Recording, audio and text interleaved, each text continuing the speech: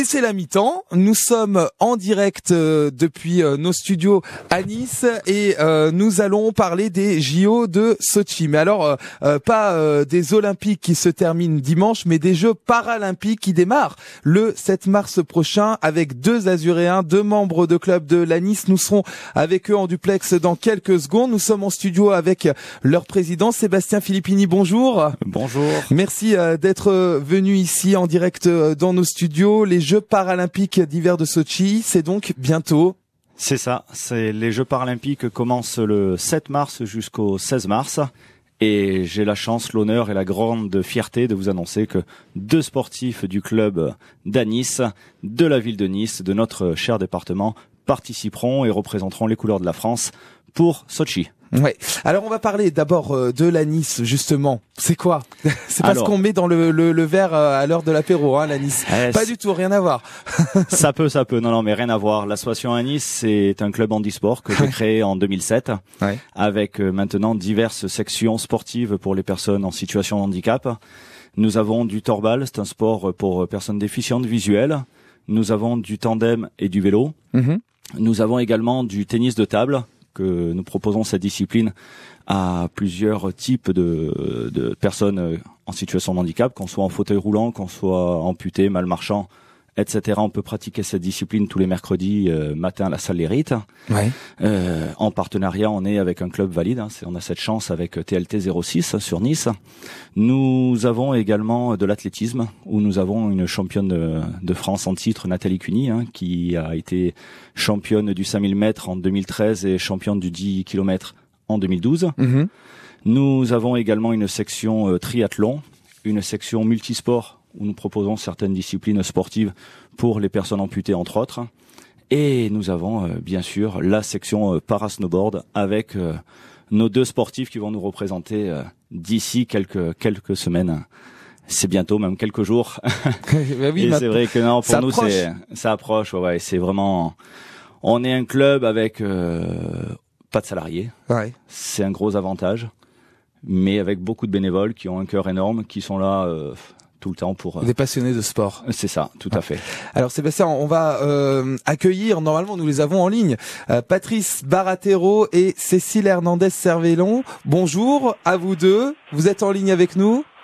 Oui, bonsoir. Et oui, voilà, ils sont tous les deux sur la même ligne. Vous êtes où, messieurs, dames? En fait, bonsoir président. Bonsoir. Bonsoir président, oui.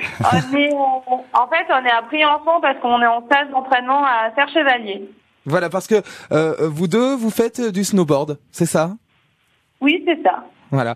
Alors les JO paralympiques de Sotchi, eh bien voilà comment on s'y entraîne. D'abord, j'imagine que c'est vous avez une certaine fierté, j'imagine, à vous rendre à Sotchi pour participer à ces Jeux paralympiques.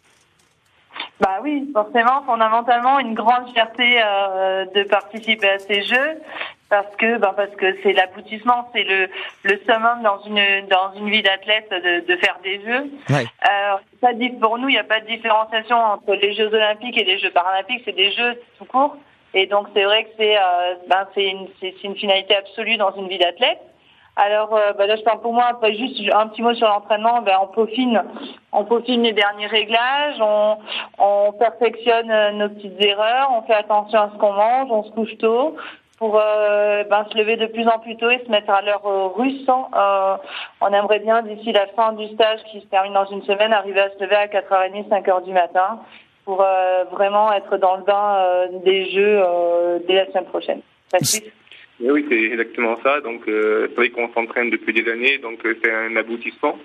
Donc, c'est vrai qu'on est très fiers de représenter aussi la France à ces Jeux paralympiques qui auront eu lieu dans 20 jours exactement. Ah, on a fait le décompte tout à l'heure. Effectivement, oui, on l'entend.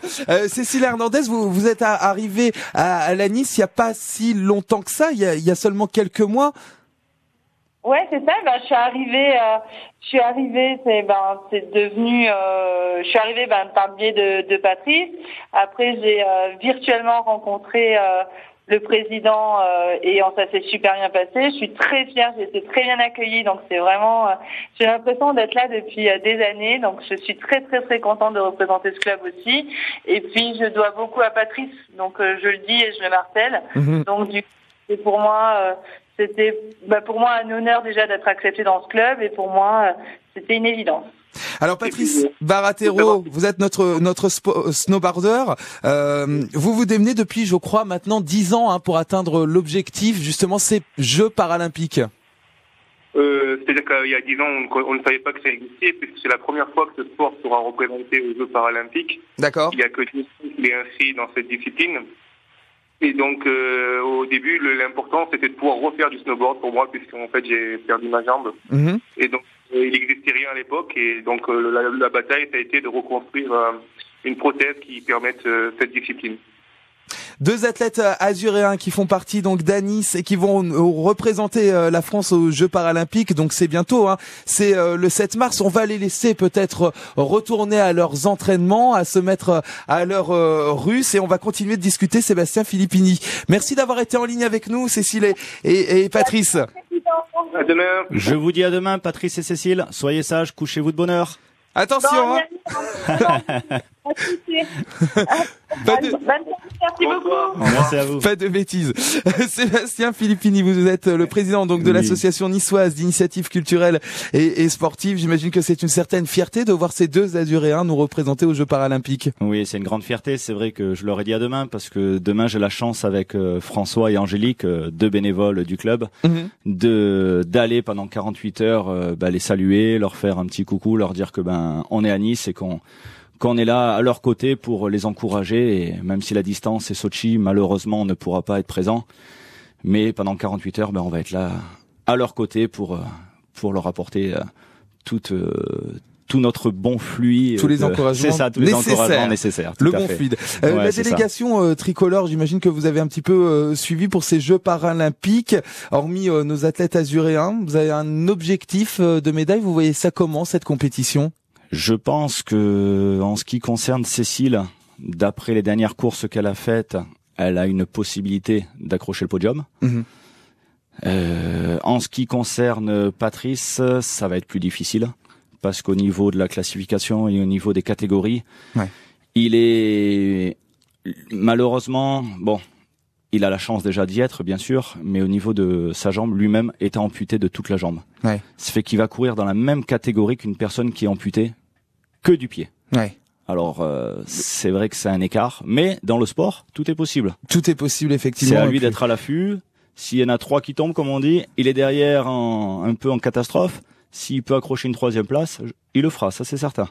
Vu les parcours qu'il a eu ces dernières semaines et ces derniers mois, je pense que il va y aller là-bas, c'est pas pour aller faire le touriste en tout cas, même s'il sait qu'il sera désavantagé.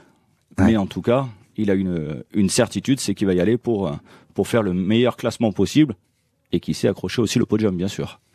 Alors Sochi, les Jeux Olympiques peut-être les plus controversés de l'histoire. On va revenir un petit peu dessus, ces fameuses lois dites homophobes, les homosexuels qui revendiquent le droit à la différence, à la tolérance. Là, on se reproche de ce que l'on attend peut-être du regard de tous à propos justement des personnes handicapées. Ça gêne pas du tout? Vous, ça vous gêne pas? Ça me gêne pas. J'aurais aimé être présent aussi, avoir un peu plus de facilité pour pouvoir y aller. Parce que malheureusement, il y avait des possibilités, mais de rester pour 10 jours, sachant que nos sportifs, ça va se passer en quelques minutes leur course. Et y aller pour 48 heures ou 3 jours, c'est une chose, mais 10 jours, ça fait que rien n'a été facilité pour qu'on puisse y aller à tous les niveaux, de toute façon, que ce soit au niveau papier, que ce soit au niveau déplacement, au niveau... C'est-à-dire que c'est la compétition sportive avant tout, le reste... c'est ça. La Russie, Sochi... Je préfère mettre ça de côté. On met ça de côté. C'est ça, totalement. Vous avez bien raison, je crois. En tous les cas, merci d'être venu. L'Anis, l'association que vous présidez, merci d'être venu ce soir en direct sur France Bleu Azur. Et donc...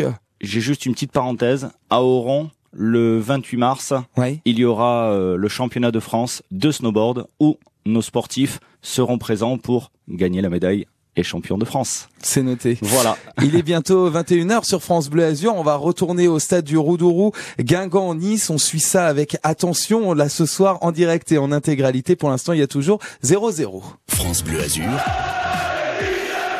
la radio de l'OGC Nice.